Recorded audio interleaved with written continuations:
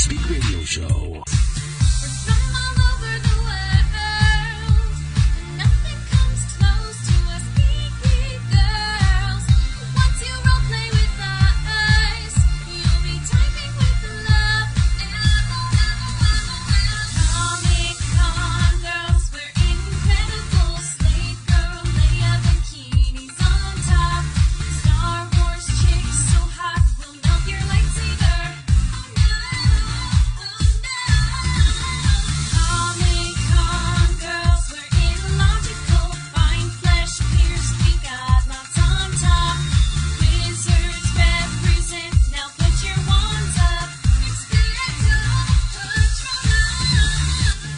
Not Comic-Con, Geek Girl Con. That is happening October 8th and 9th in Seattle. Forgot to ask that to Kiri. Kiri Callaghan, the Public Relations Manager for Geek Girl Con, is on with us.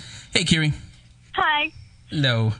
So, yeah, that is the correct date, right? October 8th and 9th? Yes, October 8th and 9th at the Seattle Center's Northwest Room. Yeah, and where can people go to get passes if they want to?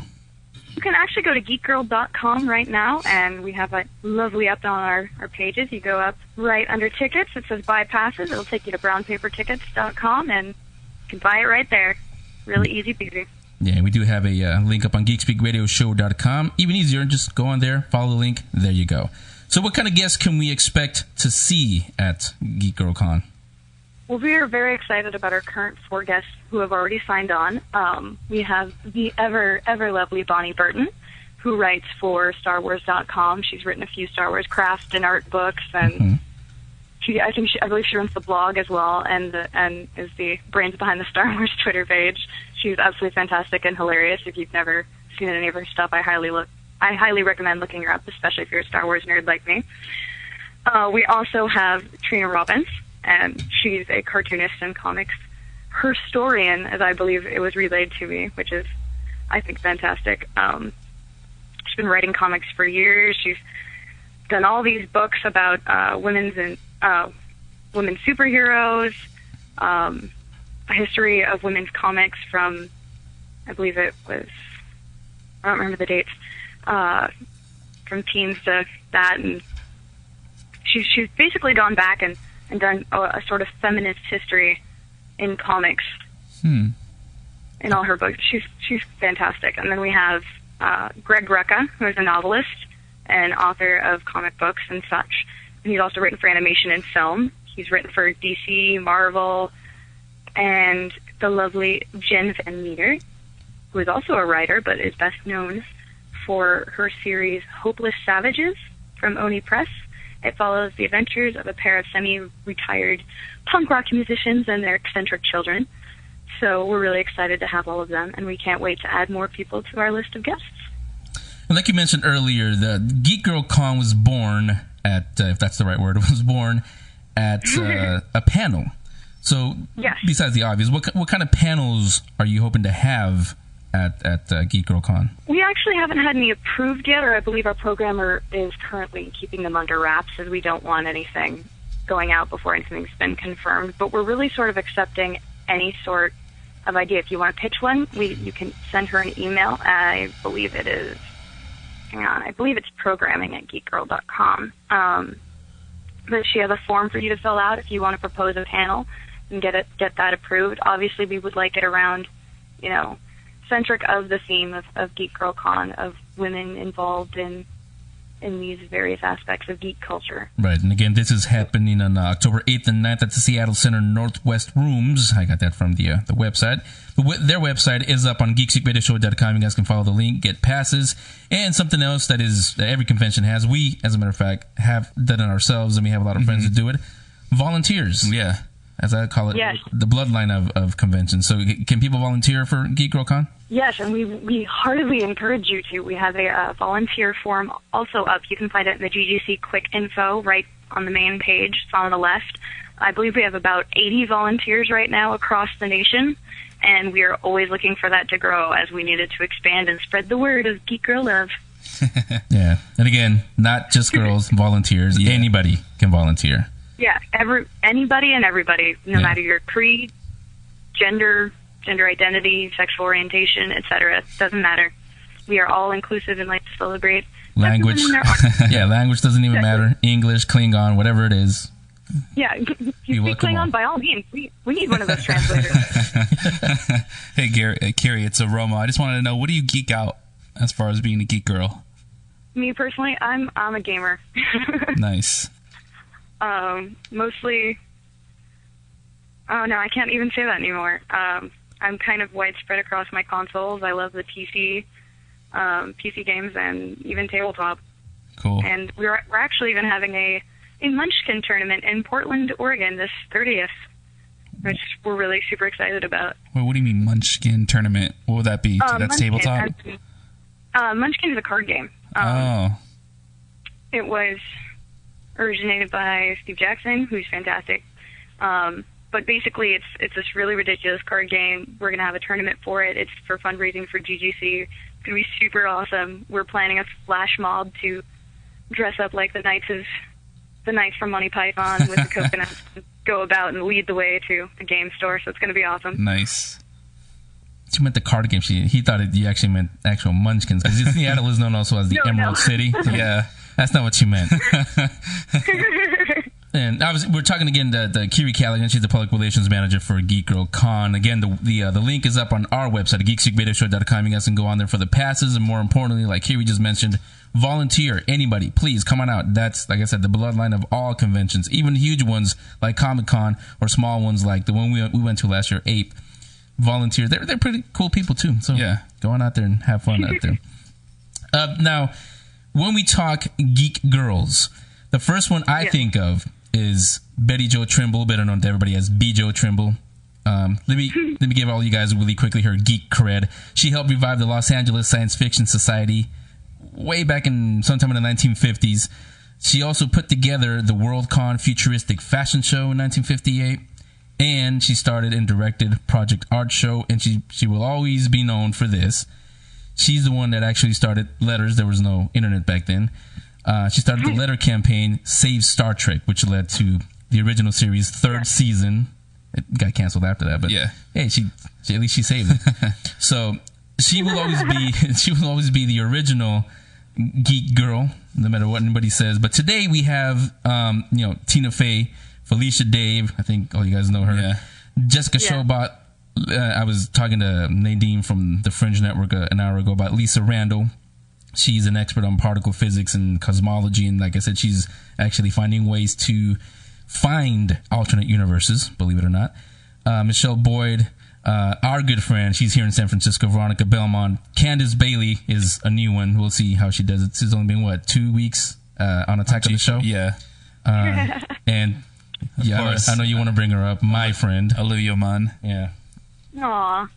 So yeah, that all of that is what everybody thinks of when you say geek girls. Yeah. But Kiri, can you tell us anybody else whose name may not right away pop up to somebody when you think geek girl? Well, I feel a little slightly embarrassed to go out on this limb and not be able to name names, because it's actually not my forte. I'm more of like name yourself, because you are a geek girl. Oh, well then. So get ready. My name, it will be out there. No, totally kidding. But what we typically think of geek girls these days are who we see in the media, but we also like to include, your average everyday like software programmers. They're geeky, you just don't hear about them. One of the fantastic things we'd love to focus on is obviously I would adore to have, say, Felicia Day, Olivia Munn at Geek Girl Con. But one of the main things we'd also love to have is real women who are in the industry, who are doing this every day, who you don't even necessarily hear about, but it's their life, it's what they do. Because they're sort of the unsung heroes that we're really doing this whole convention for. Yeah, so again, if anybody you guys out there listening, if you know anybody like who Kiri just described, head on over to geekgirlcon.com or ours, geeksugettershow.com. The links are on there. Suggest a panel, like she said earlier. Definitely. Yeah, let me ask you this question. It kind of goes back. Absolutely not. I refuse. Okay, interview's over. Goodbye. No, it kind of goes back to the story that we started with about our program director. Today, like I said, I come from I'm not that old, but I'm a little older than my co-host Romo and producer. He's really that old. Okay, yeah, I am.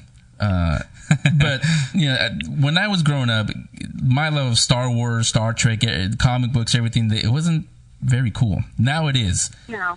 Why do you think? I would sort of say yes or no on that opinion, but go on. Over here, I say definitely. I mean, you should see people with their flaunting their Star Wars shirts, their video game shirts, everything. But I was going to ask you, why do you think it is cool to be a geek now?